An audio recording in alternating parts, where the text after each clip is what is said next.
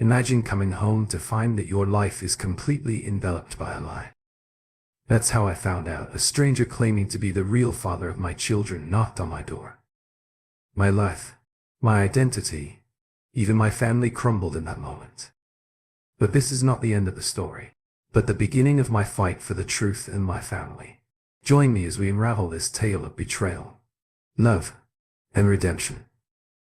Let's formally listen to today's story of infidelity. If you enjoy this story, don't forget to give it a like and subscribe to our channel.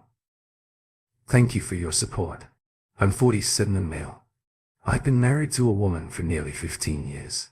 For the past 8 years or so we've been regulars at Brighthouse, a small family-owned pub down the street from us.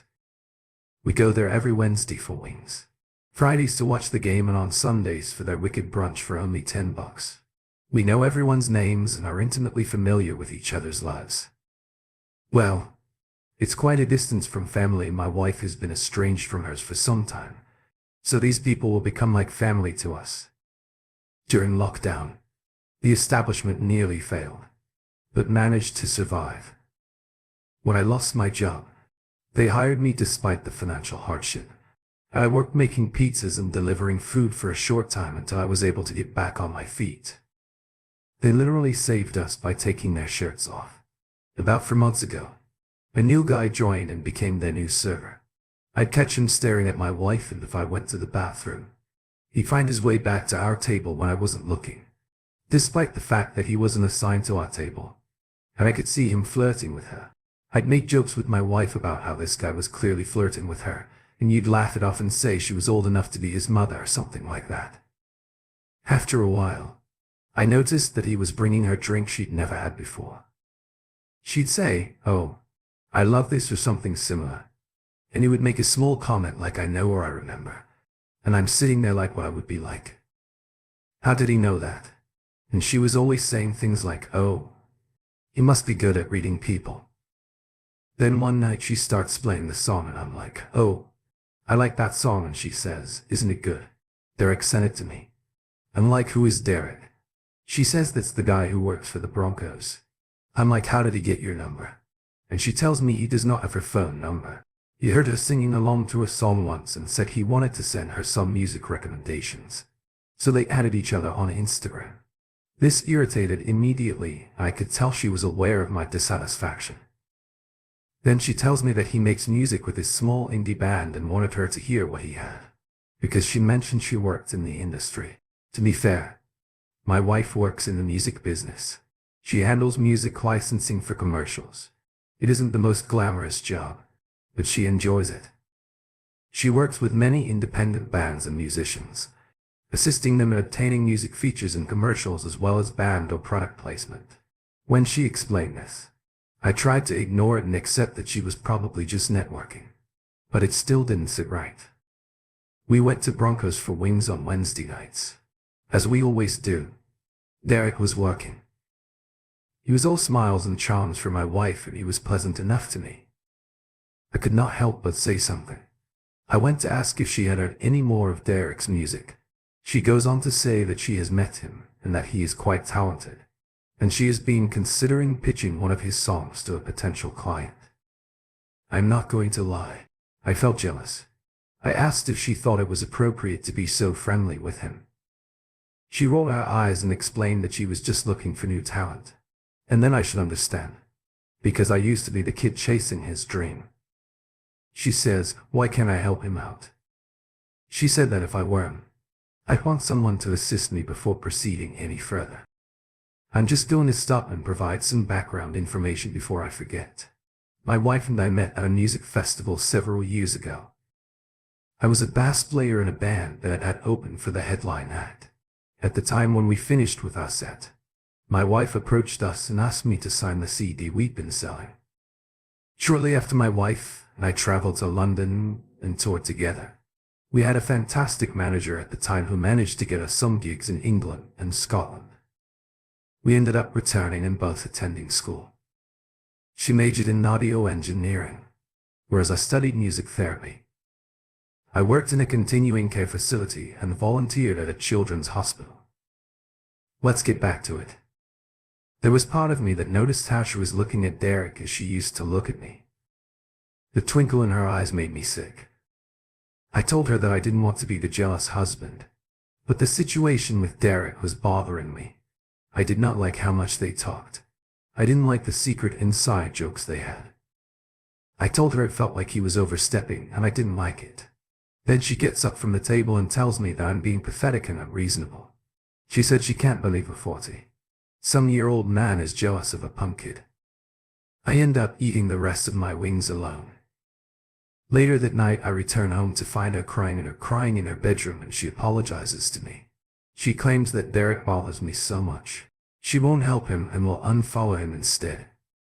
She says, "I'm not sure how we're going to avoid him about us." This happened when I was in the first or second year of junior high school. I think I was about 13 years old. I grew up in the countryside. And I just tell her that maybe he'll get the hint once she tells him she's not using his music. Perhaps he's just trying to suck you in because he believes you can make it famous.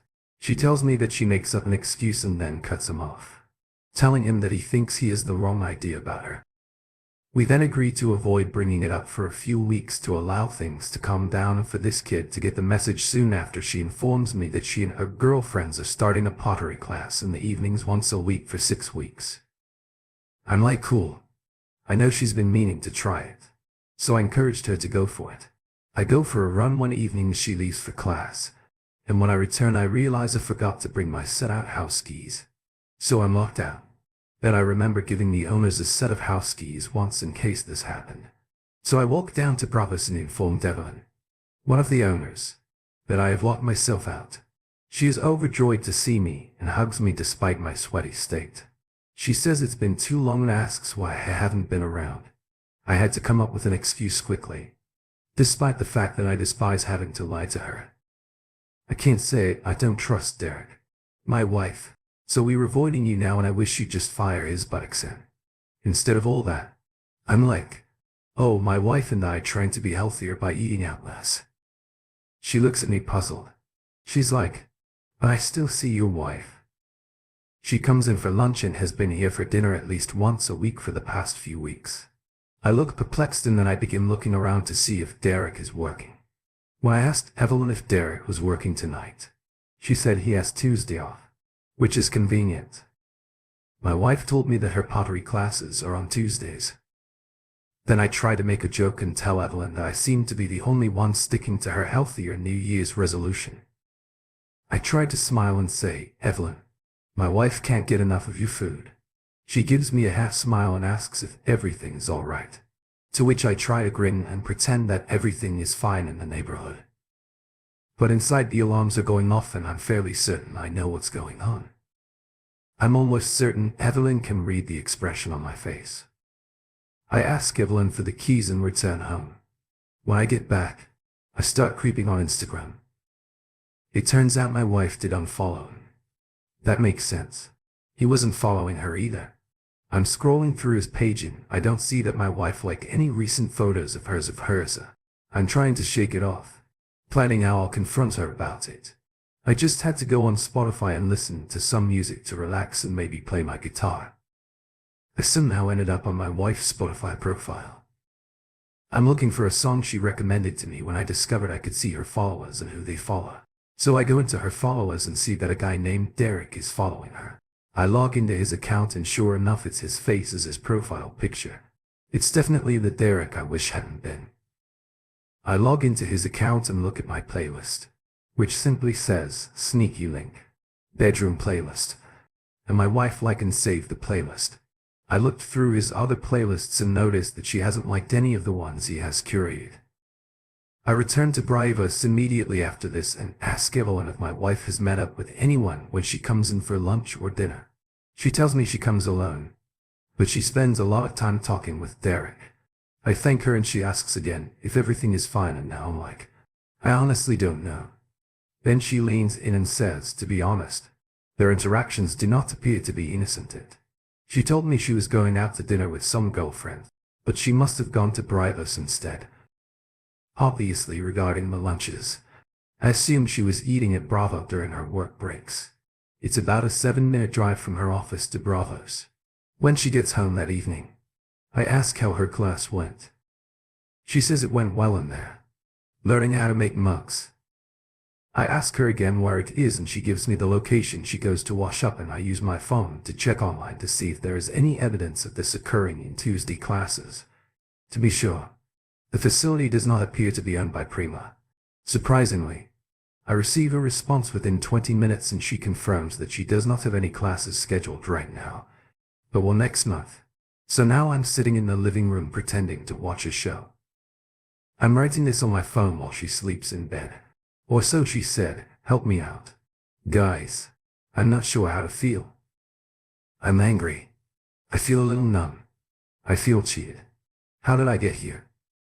I never thought she'd cheat on me. At it. Some of you have asked Derek how old he is. My guess is that he's in his mid to late 20s. They brought us. I was bringing people together where the food is good, but the infidelity is disastrous. It appears that your wife is living in the past and searching for Octa.0. Sorry to say.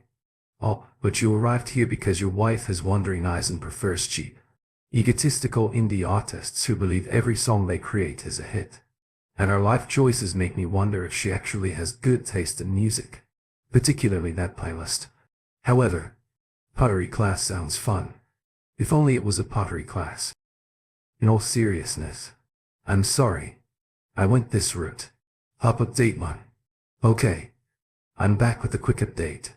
It's been 5 days since my original post. I've had to pretend I know nothing. I did take the day off to confirm that I saw her car in front of Bravo's for lunch, which was enjoyable. But since discovering everything, I tried to think of how I could confront her about everything I knew. Last night I ran a bath for her in Porter. She drank a glass of wine. While in the bathtub I connected my phone to one of our bedroom speakers and started playing her sneaky lead playlist. I was curious how long it would take for her to catch on to this playlist. Not long after you got out of the tub, I began rubbing her feet while we were lying in bed. She is humming along to the music. When she suddenly stops and looks at me asking what music I am playing, I tell her about a new playlist I found recently. I asked her if she had heard of any of the songs on it before. Then she moves her feet away from me, looks at me and asks what the playlist is called.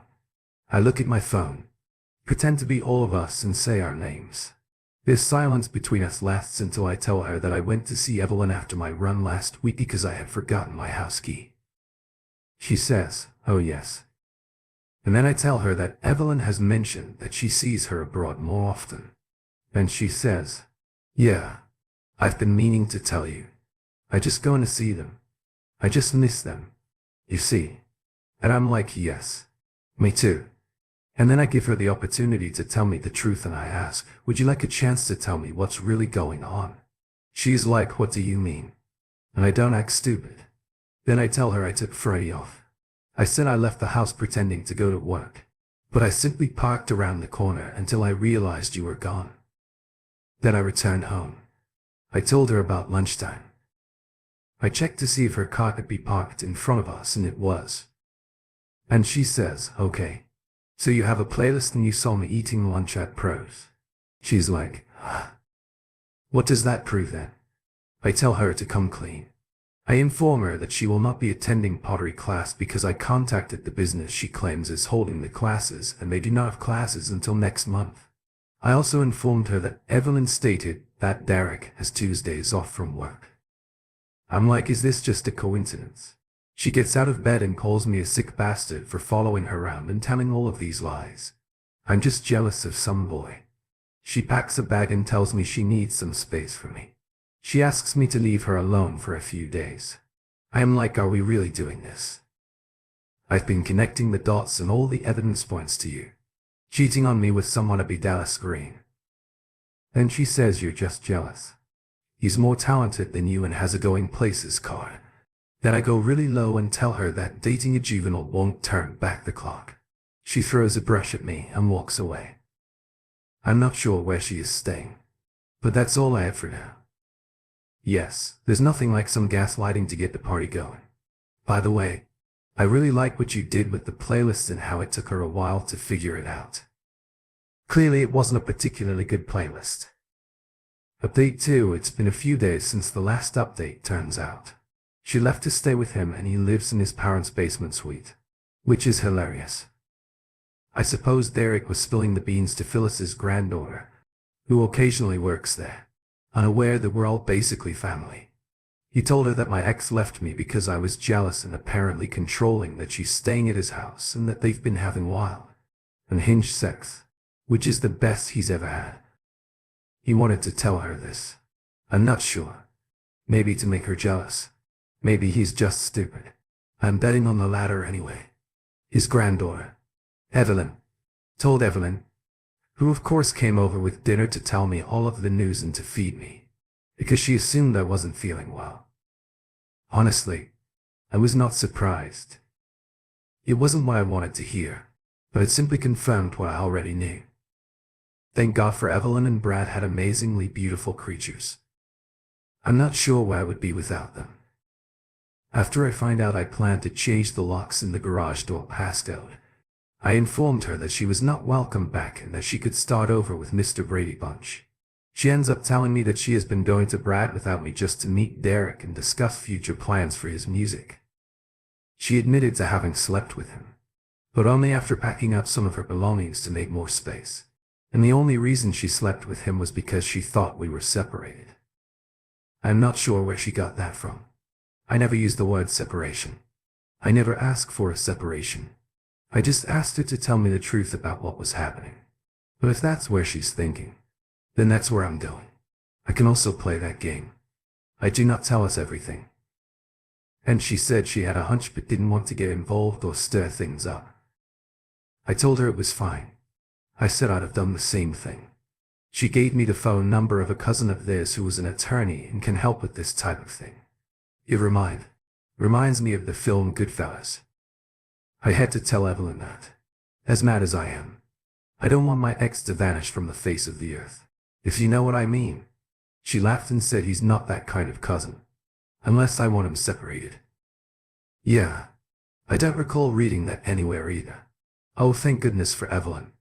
What a jam update. For another quick update, a mutual friend who works with my ex told me that she tried to get little Patty a job, but it fell through because her higher-ups thought it was trash. When he went in to meet people for an audition, he acted as if he should have received the full start treatment. He was asking for coffee and expected to be waited on hand and foot with all of these strange requests. Her superiors were very unimpressed with his music. They thought it was amateurish and not up to standards. The real kicker was this kid's behavior at the meeting.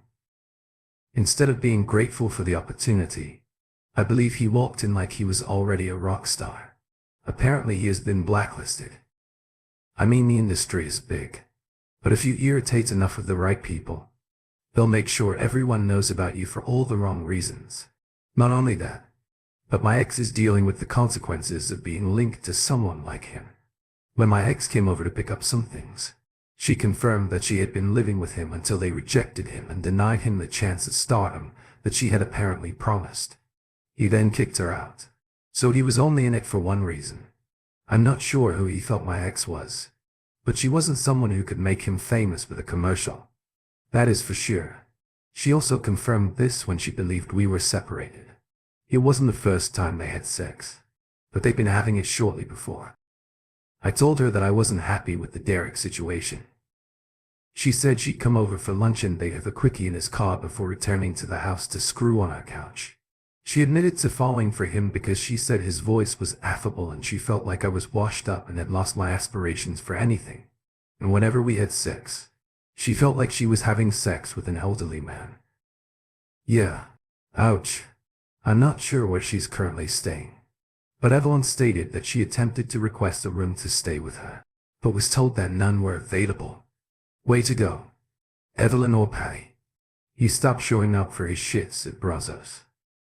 I stalked his Instagram and discovered that he's been posting nothing. The wasn't crap. On another note, during all of this, I spoke with his cousin, Evelyn, who introduced me to one of his lawyer friends and began the divorce process. And that is exactly what it is, a process. But it's time for me to move on and concentrate on rebuilding my life. while thanking my lucky stars for people like Evelyn and Bradley. As I previously stated, I'm not sure where I would be without them. Still being someone's fool? Maybe. But I will keep writing sad songs for kids like Patty. Thank God for that. Another independent star we never knew we didn't need. Here's to not being anyone's fool. Cheers up. Here's the next story. My laptop's gentle hum filled the otherwise quiet living room as I worked through lines of code. Sunlight streamed through the bay window, casting a warm glow on the hardwood floors. For once, the house was quiet. There were no squealing children or cartoons on the television. There will be no endless requests for snacks or help with homework. I glanced at my watch. If I had taken our 5 children to the park about an hour earlier, with any luck, I'd have another hour or 2 of uninterrupted work time before chaos struck again. I adore my family, but these brief moments of solitude were precious.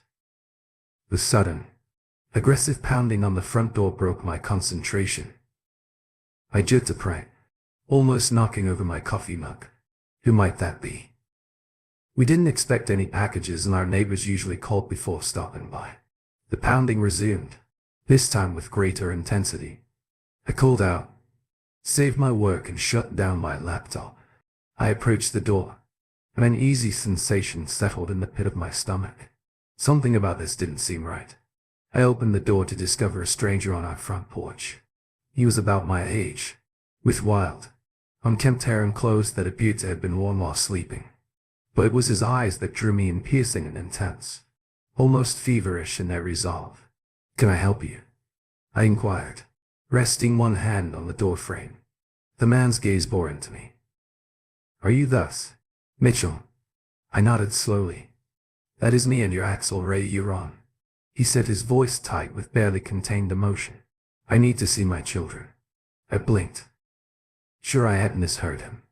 "I apologize, what? There must be an error. My kids aren't yours." "Axel, please cut me off." I took a step forward instinctively and attempted to close the door, but he wedged his foot in the gap. "You do not understand. I am their real father. I have proof." My heart started to race. "Sir, I believe you should leave now before I call the police." Axel's expression softened slightly. There was a hint of desperation in his voice. "Please just listen to me. I know this is shocking, but I can explain everything." I paused, torn between slamming the door in this clearly disturbed man's face and listening to what he had to say. Curiosity and an increasing sense of dread won out. "You have 2 minutes," I replied firmly. "Then leave or I'll call the cops." Axel nodded gratefully and took out a thick manila folder from his battered messenger bag. "It's all in here," he said, thrusting the folder at me.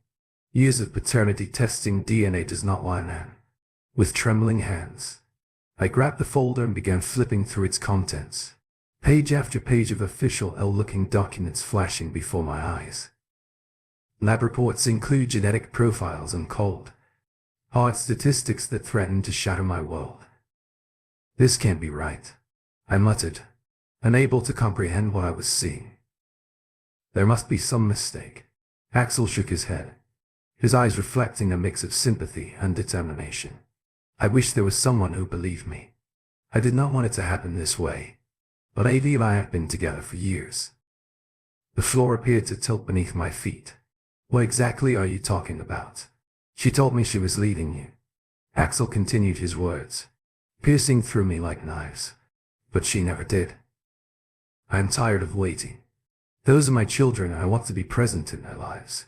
I grabbed the door frame for support, my mind racing. "Get out," I managed to choke out. "Just get out now." Axel took a step back and his expression hardened. "I'll get back with the lawyers. Alex Diaz, you can't keep me from my children indefinitely." As he turned and walked away, I slammed the door shut and leaned against it, my legs about to give out beneath me. The folder containing damning evidence lay scattered on the floor. A ticking time bomb had just gone off in the heart of my family. How could this happen, Ava? How could you? My wife of 15 years, the mother of our children, has betrayed me completely. Worse yet, how many of our children were actually mine? I stumbled into the kitchen, yanking open a drawer and searching for the bottle of whiskey. I kept it hidden in case of emergency if this did not qualify. Nothing happened. As I poured a generous measure with trembling hands, one thought ran through my head. I needed to know the truth. The amber liquid burned as it slid down my throat, but it did little to alleviate the pain or calm the storm of questions swirling in my head. I sank into a kitchen chair and stared blankly at the papers on the floor. I muttered, "Alex, pull yourself together." I needed to think clearly and approach this rationally. But how could anyone remain rational when their entire life was crumbling around them? I forced myself to take deep breaths, hoping to slow down my racing heart. Once I felt a little more in control, I gathered the documents and spread them across the kitchen table. As I read through the pages, the full impact of Axel's revelation began to sink in.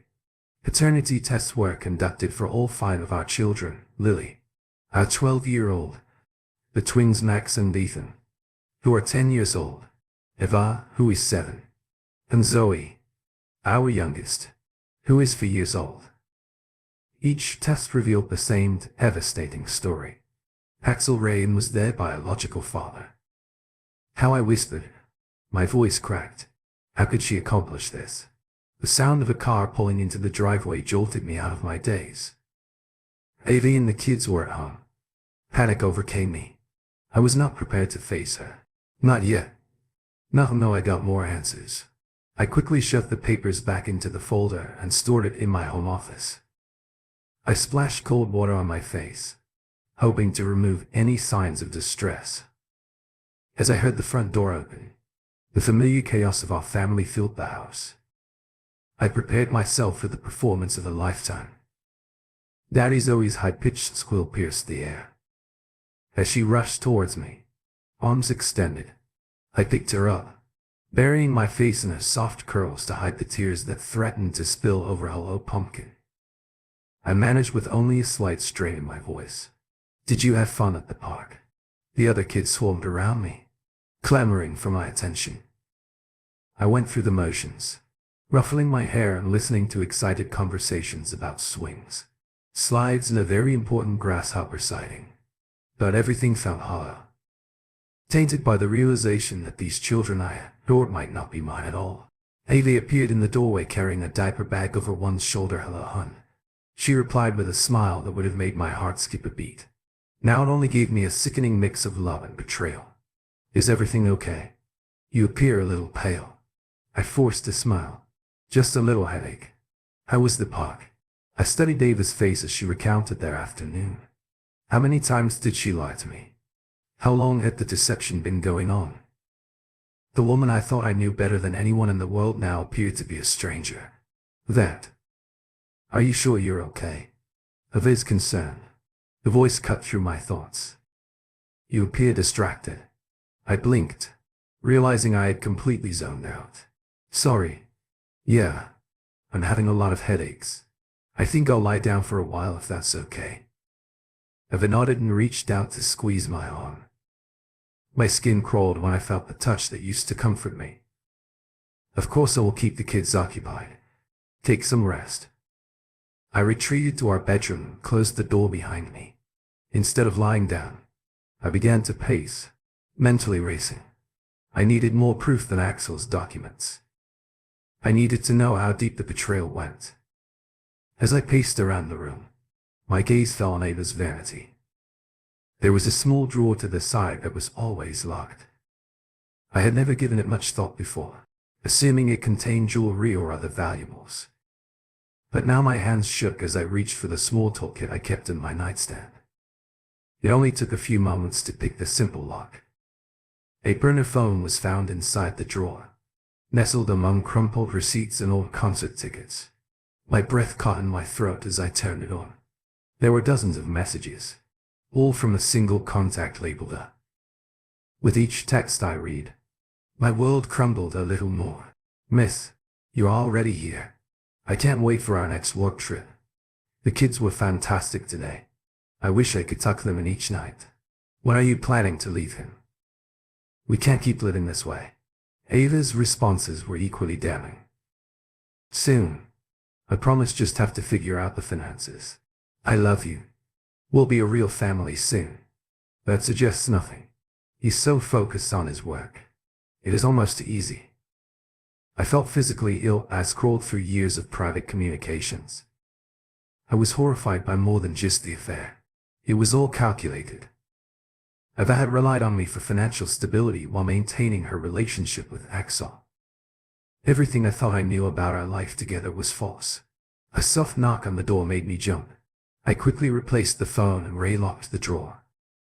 Alexeva. His voice came through the door. Dinner is almost ready.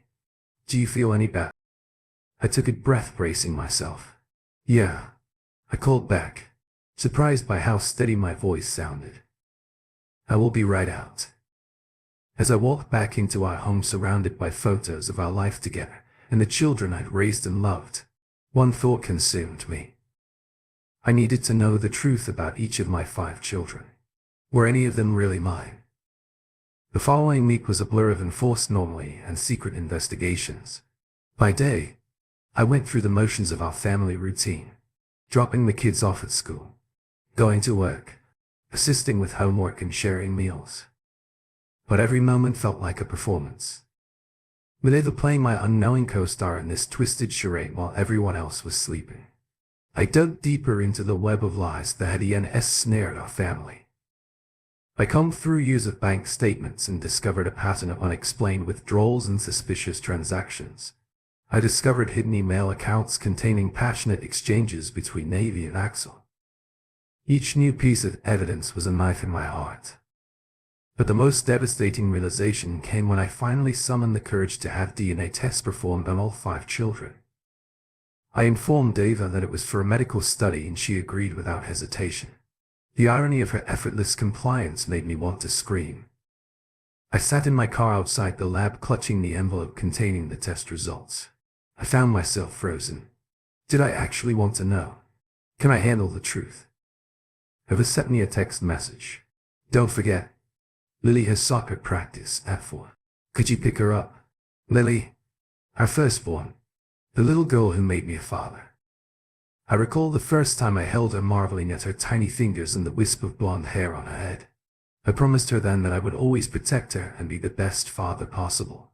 With trembling hands, I ripped open the envelope. The results struck me like a physical blow. Out of our 5 kids, only Eva and Zoe were biologically mine. This happened when I was in the 1st or 2nd year of junior high school. The figure was about 13 years old. I grew up in the countryside, including Lily, were Axel's. I'm not sure how long I sat there, tears streaming down my face. The pain was indescribable. I felt a mix of grief for the family I thought I had, and fierce, protective love for the children who had no idea their world was about to be turned upside down. By the time I picked Lily up from soccer practice, I'd managed to calm down as she talked about her day. I examined her face, looking for signs of Axel. How had I not noticed before the shape of her eyes and the curve of her smile? They were all his father. Are you listening? Lily's voice interrupted my thoughts. I forced a smile. Sorry, sweetheart. Just thinking about work issues. How about we stop for a scream on our way home? Lily's face lightened up really awesome as we sat in the ice cream shop. Lily devouring her double scoop of Rocky Road. I made a choice. These children were all mine in every way that mattered. I had adored them, raised them. I've been there for every skinny nightmare and triumph. Biology be damned. I was their father. However, the anger that had been simmering beneath my grief, began to boil over. She had robbed me of many years of my life. Each memory was tainted. She needed to pay. That night, after the kids went to bed, I called Isabel Blackwood, Atlanta's best divorce attorney. Her reputation for ruthlessness was precisely what I needed. Mr. Mitchell. Vivian's clear voice came through the phone. I understand you're facing a difficult situation. Could you tell me more? I took a deep breath. My wife has been having an affair for several years. 5 kids. Only 2 are biologically mine. I want a divorce and I want full custody. Isabel spoke again, and there was a pause on the other end. Her voice was softer but no less determined.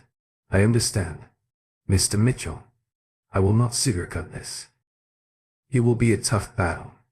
But if you're willing to fight, I'll support you every step of the way. I am ready, I said, surprised at the steel in my voice. Whatever it takes. I hung up. I heard David's footsteps in the hallway. For a brief moment I considered confronting her, releasing all of my pent-up pain and anger. But no, this had to be handled carefully, strategically. I slipped into bed beside her, my skin crawling at her presence. Ava rolled over and draped her arm across my chest. Is everything okay? Honey, you seemed distant recently. I swallowed hard and forced myself to sound normal. I'm just stressed about work. A large project is coming up. Have a moment as she snuggled closer. Do you want me to help you relax? It took every ounce of self-control not to withdraw from her touch. Not tonight. I succeeded. Tomorrow's meeting starts early. I should sleep. As Ada drifted away beside me, I stared at the ceiling. My mind raced. The life I'd known was over. But from the ashes of this betrayal, I would create something new for my children. For each of my children, I would fight and I would win. The cool leather of Vivian Blackwood's office chair creaked as I leaned forward, my elbows resting on her polished mahogany desk.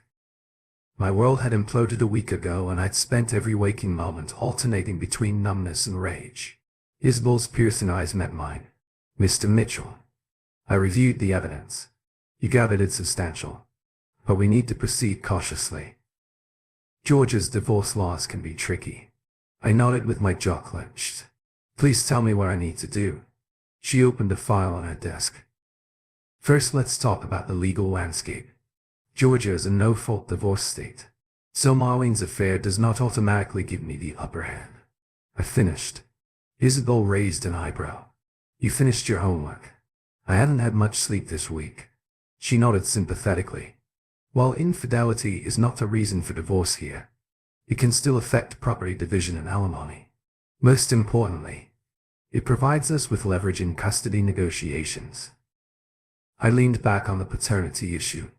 It's complicated. Isabel. Admitted legally, you are presumed to be the father of all 5 children. You were married when they were born. But if you want to challenge paternity, I won't.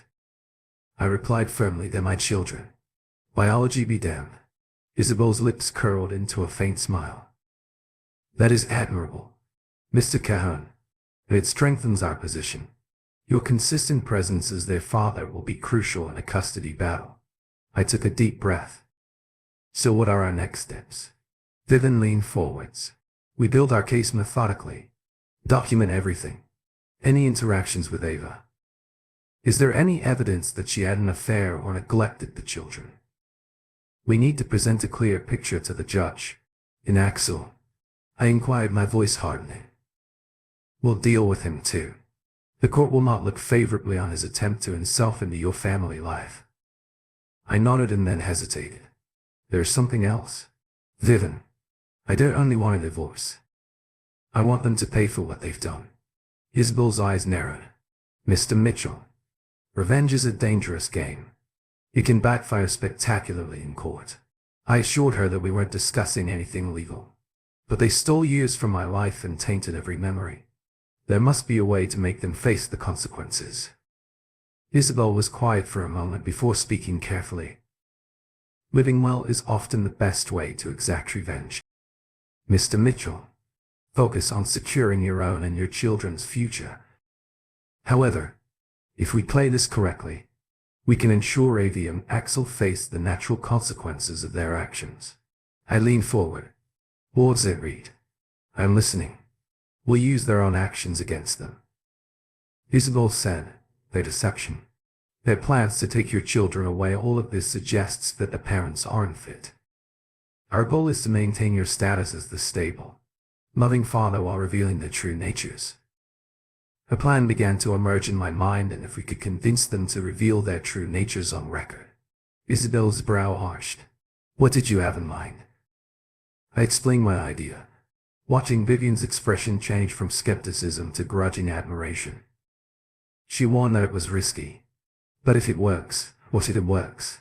We'll have everything we need. I finished and Vivian nodded slowly. Okay, Mr. Mitchell. Let on. Plan this carefully. Remember that one wrong move can jeopardize everything. As we got into the specifics, a grim determination settled over me. Heidi and Axel had no idea what was going to happen. They believed they had played me for a fool all these years. Now it was my turn to demonstrate how wrong they were. The following few days were an exercise in self-control. I went through the motions of our family life while secretly implementing my plan. The smiles and casual touches made my skin crawl, but I forced myself to assume the role of the oblivious husband. I made my move at dinner on Thursday. I have some news, I announced, putting on a smile. The company needs me to travel to Chicago for a large client meeting. I will be gone all weekend. Ava looked up from cutting Zoe's chicken this weekend. That is short notice. I shrugged and took a sip of water. You understand now, it is a huge opportunity. Can I pass it up? What are you leaving? I asked. There was a hint of something in her voice that I couldn't place.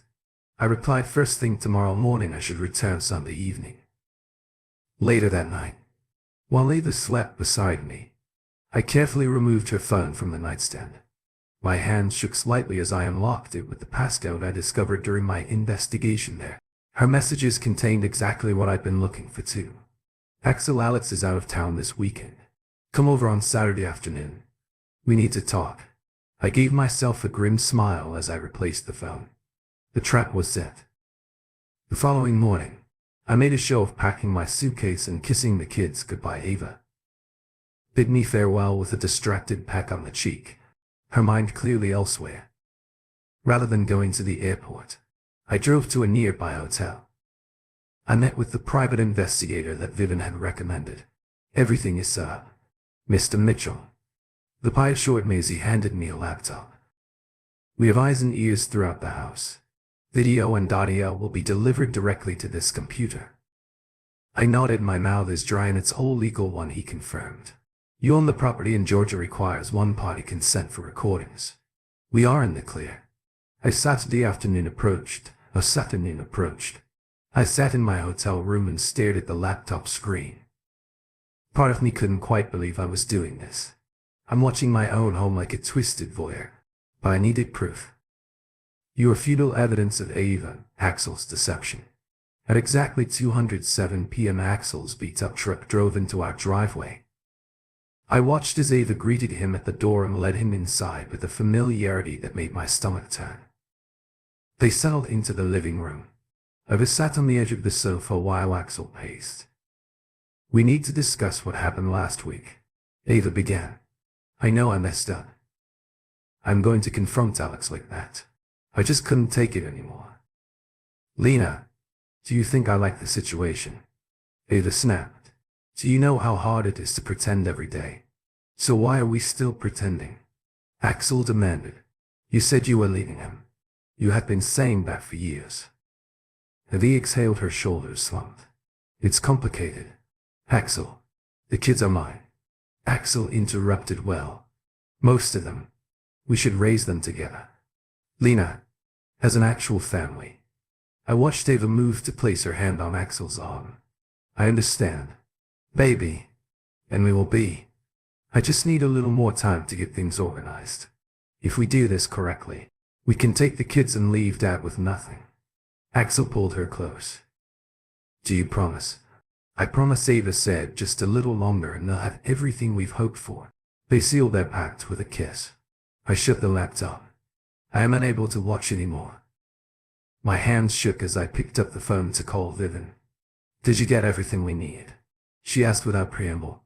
Every damning word was confirmed. My voice is hollow. Good. Isabel replied firmly. Now comes the difficult part. Are you ready? I took a deep breath. I'm steeling myself. Let us conclude this. Sunday evening arrived and I pulled into Atway exactly on time. The weight of the evidence on my phone felt like a ticking time bomb inside my pocket. As I walked through the front door, I heard Ava's voice in the kitchen. Kid's dad is at home. A stampede of small feet thundered down the stairs and our children surrounded me with hugs and excited chatter.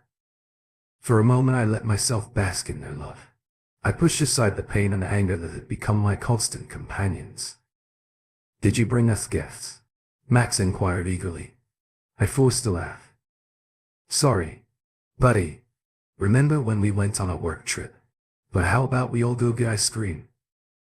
After dinner, a chorus of cheers erupted and I caught Ava's gaze above their heads. She smiled, but I could sense the tension in her posture. "How was your trip?" she asked. As the children dispersed, I shrugged and hung up my coat productive. "How was your weekend?" "Oh, you know the drill." Ava said vaguely. "The children missed you." "Just the kids." I couldn't help asking. Ava's smile faltered for a moment.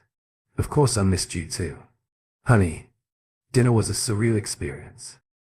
I went through the motions of asking the kids about their weekend plans, all while my mind raced with what I was about to do. As we finished our meal, I turned to the kids. "Hey guys, why don't you go play in the basement for a while? Mom and I need to talk about some boring grown-up topics." After they were safely out of earshot, I turned to Ava. "We need to talk." She started clearing the table. Her movements were a little too fast.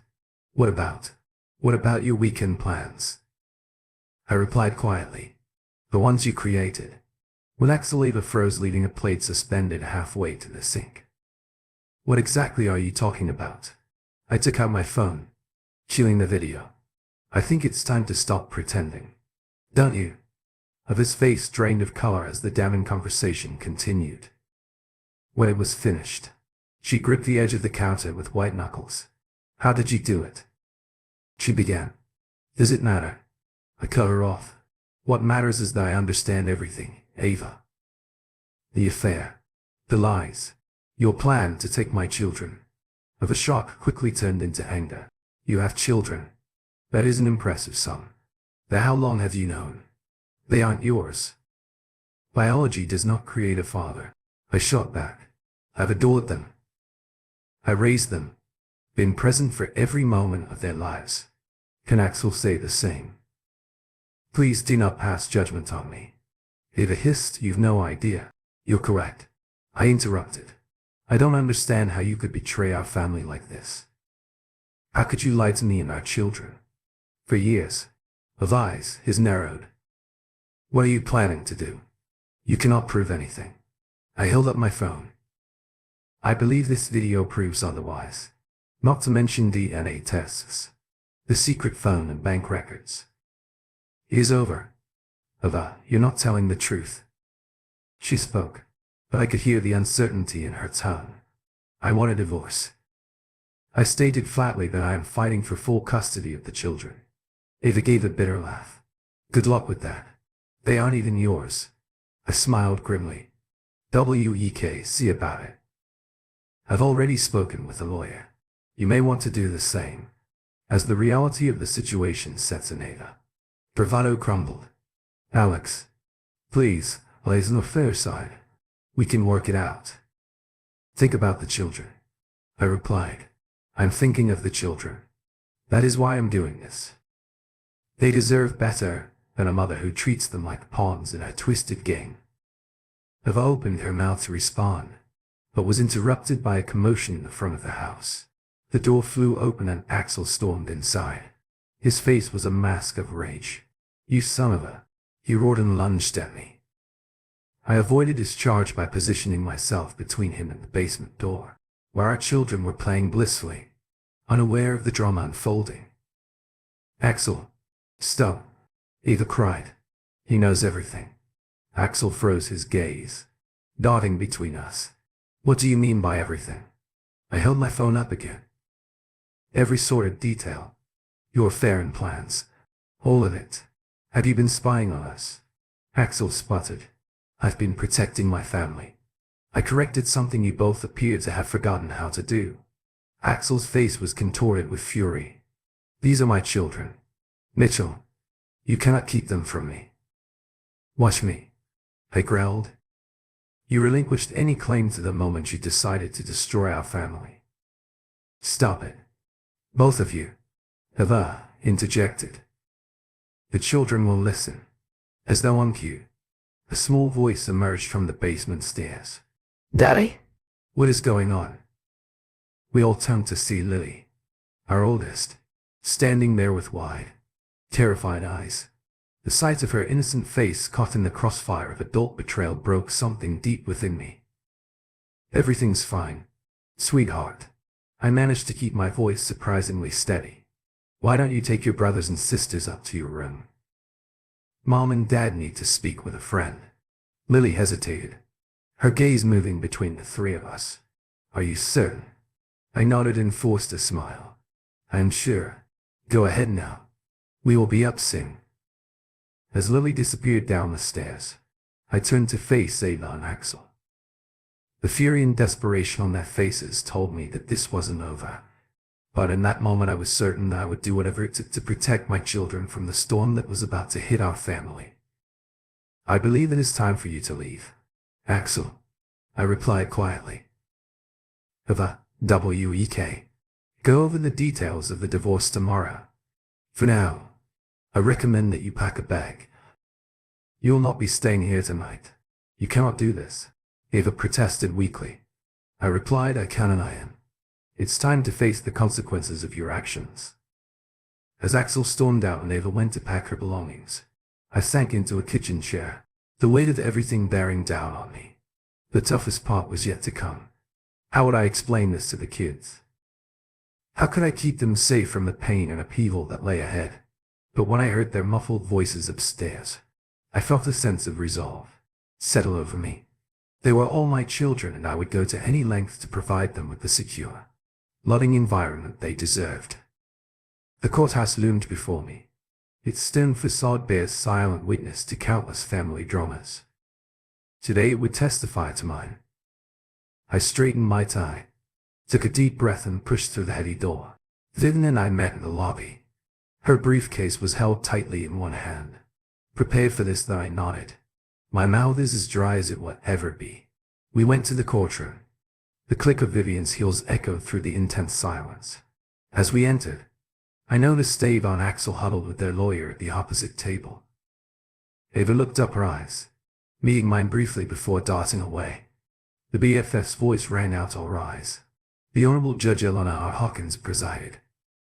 As we took our seats, Judge Hawkins looked over her glasses at the assembled parties. We are here today to discuss Mitchell versus Mitchell. Let's start with some opening statements. Ava is a lawyer, and the first person to stand up was a slick-looking man in an expensive suit. Your Honor, my clients have been the victims of Mr. Mitchell's obsessive and controlling behavior. We will prove that Ava Mitchell and Axel Reen are the best candidates for primary custody of these children. I clenched my fists beneath the table, forcing myself to remain calm. Isabel squeezed my arm reassuringly before rising to speak. Your Honor, we are here today as a result of a monumental betrayal. Mr. Mitchell was the victim of years of deception and paternity fraud. Despite this, he remains committed to the welfare of all 5 children. He raised them as his own will show that he's the only stable and consistent parental figure in their lives. As the proceedings progressed, Aviva and Axel's lawyer attempted to portray me as neglectful and work-obsessed. Mr. Mitchell, is it true that you frequently work late and leave child care to your wife? He asked. During the cross-examination, I leaned into the microphone. I work hard to support my family. Yes, but I've never missed a school play, a soccer game, or a parent-teacher conference. I'm there for my kids. Always your children. He pressed. But, Mr. Reen, aren't they biologically his? Before I could respond, Vivian objected. My Honor, my client's dedication to these children is not based on biology. Sustained, Judge Hawkins ruled. Move on, Counselor. When it was our turn, Isabel carefully presented the evidence we gathered: the secret phone, the bank records, and the damning video of Ava and Axel plotting to kidnap the children. With each revelation, I noticed Ava sinking lower in her seat. And now, Your Honor, Isabel stated that we'd like to present the results of DNA tests performed on all 5 children. A wave of tension swept through the courtroom. His eyes widened in fear. Isabel delivered the results to the judge. As you can see, Your Honor, 2 of the 5 children are biological. Miss Mitchell's gasps echoed throughout the courtroom. Judge Hawkins frowned as she examined the documents. Mr. Mitchell, she said, looking directly at me, had been given this information. Do you still want custody of all 5 children? I kept my voice steady. Absolutely, Your Honor. They are all my children, regardless of biology. I've been their father in every way possible since the day they were born. Judge Hawkins simply nodded, her expression unreadable. Very good. We will take a brief break while I review all of the evidence presented. The court will reconvene in 1 hour. As we walked out of the courtroom, Ada approached me, her lawyer hovering nervously nearby. Please, Alex, she pleaded. Can't we work something out for the children's sake? I looked at her. I've been in love with this woman for a long time. I'm now a stranger.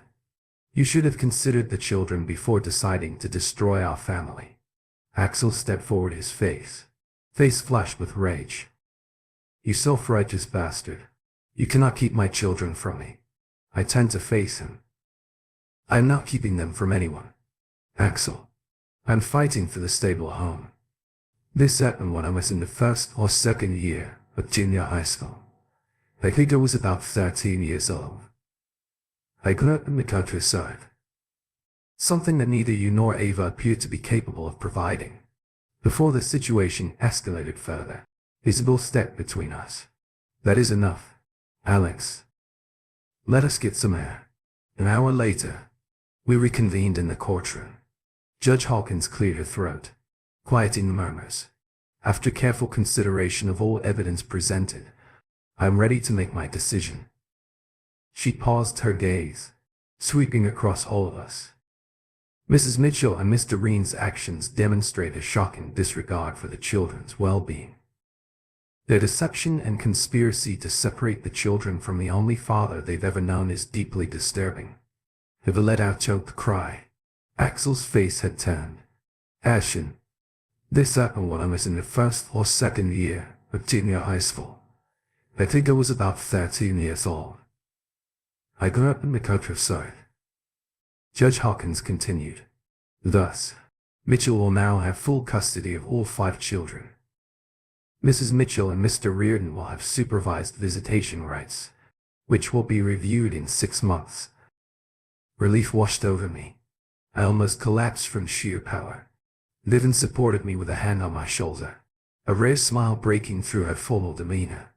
As we exited the courtroom, I caught a glimpse of Ava and AXXE. Their world is crumbling around them, despite everything. A part of me cried for them, but a larger part knew it was just a not for myself but for my children. The weeks after the trial were a blur of change and adjustment. The children, still reeling from the divorce, had to adjust to life without their mother's daily presence. It broke my heart to witness their confusion and pain, but I was determined to give them the stability they desperately needed. One crisp autumn morning, as I was preparing breakfast, my phone vibrated with a text message from an unknown number. It was, Axel, need to talk. Meet me at Piedmont Park at noon. I hesitated before replying. Fine, by the lake. After arranging for my parents to watch the children, I drove to the park. My stomach is churning with anxiety. I discovered Axel sitting on a bench looking out at the water. He looked terrible, with his clothes rumpled. Dark circles appeared under his eyes. Thank you for coming, he said as I sat down, keeping a respectful distance between us. What do you want? Axel, everything is falling apart. Meredith left me when she learned about the affair. She took our children with her. I lost my job. The scandal. You understand. I stayed silent, unsure how to respond. Axel proceeded, his voice cracking. I realize I have no right to ask, but the kids are kids. I need to see them. I sighed, feeling the weight of the situation. Bear down on me. Axel, you've heard the judge supervised. Visitation will be reviewed in 6 months. I can't wait that long. He exploded. Then I immediately deflated. I apologize. I miss them. Despite everything, I felt a flicker of sympathy. Okay, I get it. But you have to understand those kids are my entire world. I will not do anything to jeopardize their safety or my custody. Axel nodded, defeated. I understand. I don't know how to proceed from here. I stood ready to leave but paused. Get help. Axel, sort yourself out. Be the kind of father these children deserve. That is the best thing you can do right now. As I walked away, I heard Axel say that thank you for caring for them and being the father I was unable to be. I nodded without turning back, my emotions too complex to express. Later that week, Isabel called to inform me that I had received some news about Tava. What is it? Vivian's voice was grim. She's struggling. She lost her apartment. Cannot hold down a job. She's asking if you'll consider giving her more time with the children. I closed my eyes. I'm experiencing conflicting emotions. What do you think I should do legally? You're under no obligation. Isabel responded. As someone who has been through a difficult divorce, compassion can go a long way. After a long pause, I reached a decision: schedule a meeting, neutral location, supervised. Let's see how this goes. The meeting was fraught with tension and tears. Eva, who had once looked so put together, now appeared worn and desperate. I know I have no right to ask for anything, she said barely above a whisper, but please that they are also my children. I need them. I leaned forward, my tone firm but not harsh. Eva, I'm not going to keep you from the kids, but you must understand their well-being comes first. Always. If you want to be a part of their lives, you need to get your act together. She nodded and wiped away tears. I promise I will do whatever it takes. As painful as it was, I knew this was a necessary step toward healing, not only for Ava, but also for our children. 5 years have passed, with each day bringing new challenges and triumphs. The children grew. Their resilience never ceases to amaze me, and somewhere along the way, amidst the chaos of single parenthood and healing, I rediscovered love in the most unexpected place. Vivian. And I sat on the back porch watching the children play in the yard. Her hand touched mine. Our wedding rings gleamed in the late afternoon sunlight. What's your opinion, Wes? She asked. I smiled and squeezed her hand, just reflecting on how far we've come. How fortunate I am. Lily now. A poised teenager interrupted our moment by approaching with an envelope in hand. Dad, this has arrived for you today. I recognized the handwriting immediately. It's from your mother. I spoke softly. Lily nodded.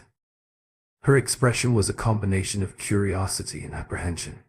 Are you planning to read it? I patted the space beside me on the porch swing. Why don't we read it together? As Lily sat beside me, I opened the letter. This familiar script filled the page. Dear Alex, I hope you and your children are well. I've spent years trying to find the right words to express my deep regret for the pain I caused our family. There is no excuse for my actions, and I am aware that I will never be able to fully make amends. I'm writing to you now because I've finally reached the point in my life where I believe I can be the mother our children deserve. I have been sober for 3 years. I have a stable job and have been seeing a therapist on a regular basis. I am not asking to disrupt the life you have created for our children. I know you're a wonderful father, and I'm thankful every day that they have you. But if you're willing, I'd like to be a part of their lives again, in whatever capacity you see fit. I understand. If this is not possible, I will respect whatever decision you make. I just wanted you to know I was here. I'm better, and I'm willing to make amends if given the opportunity. Thank you for being the father our children required when I could not be the mother they deserved. Eva, I looked at Lily's eyes filled with tears. What do you think, sweetheart? I asked gently. She took a shaky breath. I don't know, Father. Part of me wants to see her, but the other part is still angry. I pulled her closer. That is okay. You are allowed to feel both of these emotions. We do not have to make any decisions right now. Vivian spoke up. Why don't we discuss this as a family? Allow everyone to express their feelings. I nodded once more. grateful for her wisdom and support. That evening we met in the living room for a family meeting. The younger children were initially perplexed, but as we explained the situation, a variety of emotions surfaced on their faces. She left us. Max explained, his voice and heart. Why should we give her another chance? Ava always. The peacemaker responded softly. But people do change. Right. Maybe she's truly sorry. We spoke for hours. Each child is expressing their fears, anger and hopes. By the end, we had made a tentative decision to let Ava back into their lives, proceed slowly and carefully. As I tucked Zoe into bed that night, she looked up at me with wide eyes.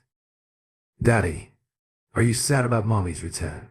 I smoothed her hair back, my heart overflowing with love. No, sweetie. I'm glad you kids will get to know your mother, and I'm proud of all of us for being brave enough to try again. As Isabel and I got ready for bed, she wrapped her arms around me. You're an incredible man, Mitchell. Those children are lucky to have you. I held her close, overwhelmed with gratitude. We are all lucky to have each other. The following day, dawn bright and clear. The weather was ideal for the backyard barbecue we had planned. As I fired up the grill, I observed my blended family spread out across the yard. The children were playing a chaotic game of tag and their laughter filled the air. Vivian spoke with my parents, who had become like second parents to her. As she stood there, surrounded by love and happiness, I reflected on the journey that had led us to this point. The betrayal that had nearly destroyed me had instead shaped me into a stronger, more compassionate person. I refused to be a victim, instead becoming an advocate for others facing similar difficulties. As I summoned everyone to the table, a sense of tranquility washed over me. We'd weathered the storm, emerging battered but unbroken, and whatever challenges lay ahead, I knew we'd face them as a family. Thank you for tuning in. If you enjoyed this episode of the story, please give it a like, and don't forget to subscribe to get notifications for updates.